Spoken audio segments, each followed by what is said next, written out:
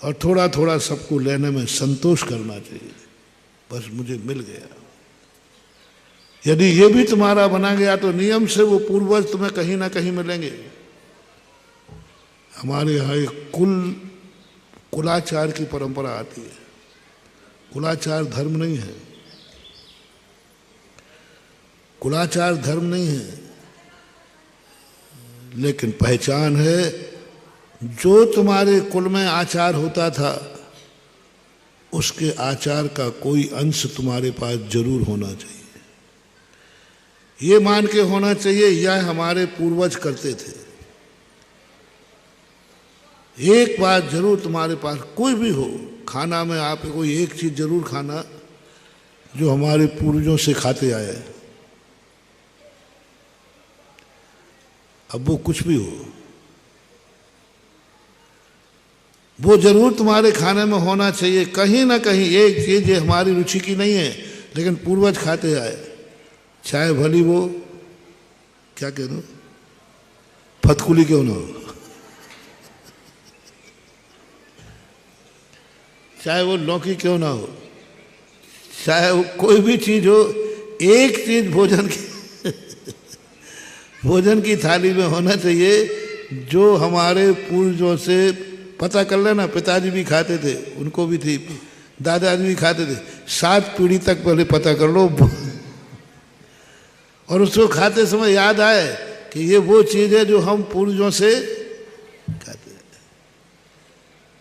एक चीज तुम्हारे जीवन में जरूर ऐसा होना जिस पर तुम्हारा कहते ही तुम कर सको, भाई तुम एक कपड़ा क्यों पहनते हो, हमारे पूर्वज पहनते आए।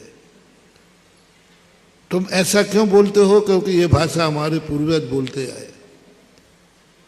यहां तुम क्यों जाते हो, क्योंकि यहां हमारे पूर्वज जाते आए हैं। बड़ी सम्मेद शिखर की वंदना क्यों ना हो, एक वंदना इसलिए करना धर्म समझ में नहीं आया क्योंकि मेरे पिताजी ने भी की थी, मेरे दादा ने भी की थी, मेरे 7 पीढ़ी में जितने पूर्वज हुए हम सबने शिखर जी की वंदना की थी। इसलिए मैं एक वंदना पूर्वजों के नाम से करता हूं क्योंकि मेरे पूर्वज ने की थी। आपके पूर्वज कहीं ना कहीं मिलेंगे और तुम दोनों फिर एक साथ शिखर जी की वंदना करोगे। एक वंदना पूर्वजों के नाम।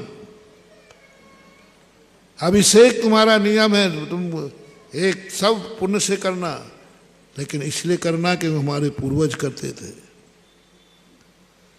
हमारे पूर्वज पूजा करते थे, हमारे पूर्वज, उनका कोई भी एक गुण सीख लीजिए जो पूर्वजों के नाम से हो।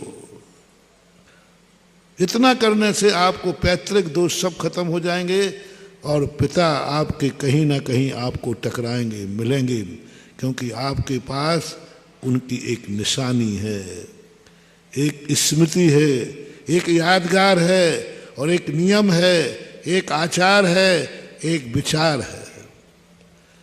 और ये कर सको कि तुम्हारे उस क्रिया को देखकर कोई बड़ा कहे भाई तुझे देखकर तेरे पिता की याद आ रही है क्योंकि वो भी ऐसे ही करते थे। बस फिर तो तुम्हारी ठप्पा लग गई असील।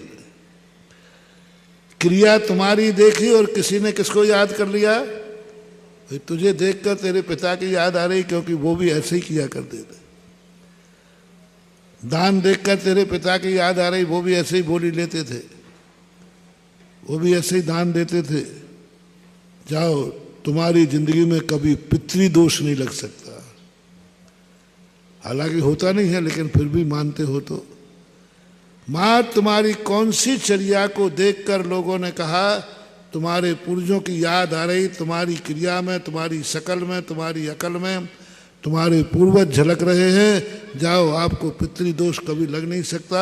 वरदान तुम्हें मिल गया क्योंकि तुमने पूर्वजों की स्मृति दुनिया के सामने प्रस्तुत कर दी। ये तो तुम्हारे लिए मैंने बताया। संसार में यदि कोई भी व्यक्ति से तुम्हारा चाहते हो कि भव भवान तक हो, उससे कोई एक संबंध बनाओ और वो संबंध तुम्हारी स्मृति बन जाए। जो दुनिया को न मिला हो वो तुम्हारे साथ उसका संबंध बन गया और आज भी तुम्हारे पास वो है। मोक्ष मार्ग में क्या है, हम दावा करते हैं कि भगवान मेरे लिए एक बार मिलेंगे, पक्का है। क्यों? क्योंकि उनकी स्मृति मेरे पास है। जो नियम उन्होंने पाले थे वो मैं पाल रहा हूं। मैं धर्म दृष्टि तो मुनि हूं ही, लेकिन मैं कुल परंपरा का भी मुनि हूं, क्योंकि ऋषभदेव ने जो पाला था, महावीर ने जो पाला, वही मैं पाल रहा हूं। उनका व्रत मेरे पास है, ये मेरी वसीयत है। और जब वसीयत है मेरे पास, तो नियम से एक ना एक दिन फिर मिलन होगा, क्योंकि मेरे पास है जो किसी के पास नहीं है। मेरा उस शक्ति से संबंध है। वर्तमान में है या नहीं इससे कोई मतलब नहीं है, लेकिन होगा। इसलिए जैनियों, धर्माचार, कुलाचार की बात मैंने बता दी।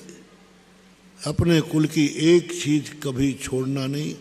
कोई ना कोई वस्तु तुम्हारे पास हो, चाहे वो वैचारिक हो सकता है, चाहे वो संस्कार हो सकता है, चाहे आचार हो सकते हैं, चाहे विचार हो सकते हैं। जय हिंद दोस्तों, अगर आपको मेरी वीडियो अच्छी लगती है तो प्लीज़ मेरे चैनल को लाइक, शेयर, सब्सक्राइब करिए और इसी तरह से अपना प्यार देते रहिए। धन्यवाद।